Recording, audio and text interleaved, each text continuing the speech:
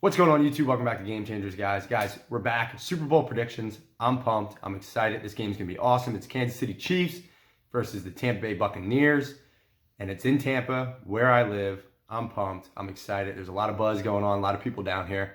It's been a great time. All right, so we're going to get into the predictions. Before we do, I'm going to go through a couple storylines. Big thing is people were worried about the weather. It looks like the weather's going to be fine. They're talking about high 50s. It's going to be a little windy, I believe, and there might be a little bit of precipitation, but right now it's looking pretty good. Also want to talk about a big injury. Looks like Antonio Brown is going to play. That's going to be big for the Buccaneers.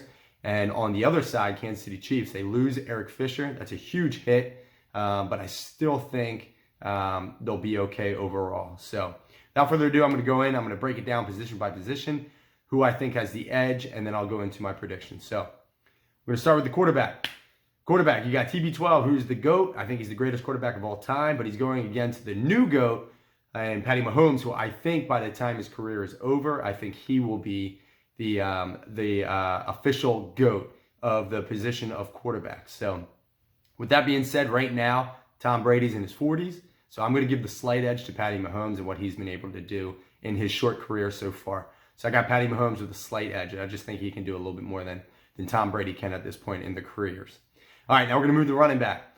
Running back, I'm giving the slight edge to the Buccaneers, and I think this is the key to the game. If Tampa can keep Kansas City off the field, I think they have a better shot of winning the game. If Ronald Jones and Fournette can go off and just have a really solid running game, then I think Tampa Bay can cause some problems. So I'm giving the edge to the Tampa Bay Buccaneers in the running back position. Wide receivers, Kansas City has the best wide receiver out there on the field in Tyreek Hill. He's just a game changer. If he can get loose, look out. But overall, the Buccaneers, I think, have a better wide receiver core. Chris Godwin, Scotty Miller, Mike Evans, Antonio Brown's looking like he's going to play. That's a lot of good wide receivers and a lot of good weapons for Tom Brady to throw to. At tight end, this one's a no-brainer. If this was 5 years ago, we'd have more of a competition between tight ends, but it's definitely Travis Kelce and the Kansas City Chiefs. Luckily for the Buccaneers, they have two stud linebackers that can hopefully shut down Kelce and Levante David and Devin White, but we'll see what happens and we'll see what they do with Kelce to keep him away from those two. All right, now we're going to move to the other side of the field. Defensive linemen, I think that Tampa Bay has the edge. You got Shaq Barrett, you got also Jason Pierre-Paul. These guys really came through against Green Bay, and let's see if they can keep it going against Patty Mahomes. Patty Mahomes can move, so let's see if they can catch him.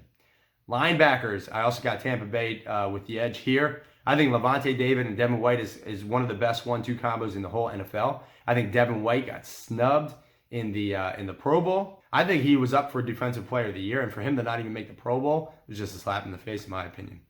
And then we go back to the defensive backs. I got the edge going to the Kansas City Chiefs. Tyrann Mathieu, just a game changer. I know the Winfield, I forget the other guy's name on Tampa Bay.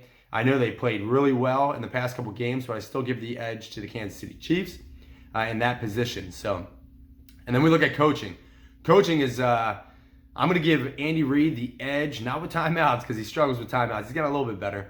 But I also like how Spagnuolo has played against Tom Brady, the defensive coordinator for the Kansas City Chiefs. So we'll see if he can have another big game against Tom Brady and the Buccaneers.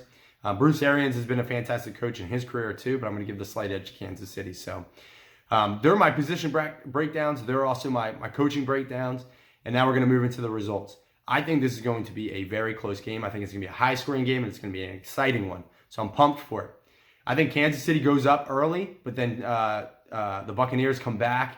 And then late in the game, Kansas City comes back and takes the lead and wins the game. I'm not going to give you a score. I'm terrible at that. But I think it's going to be a high-scoring game.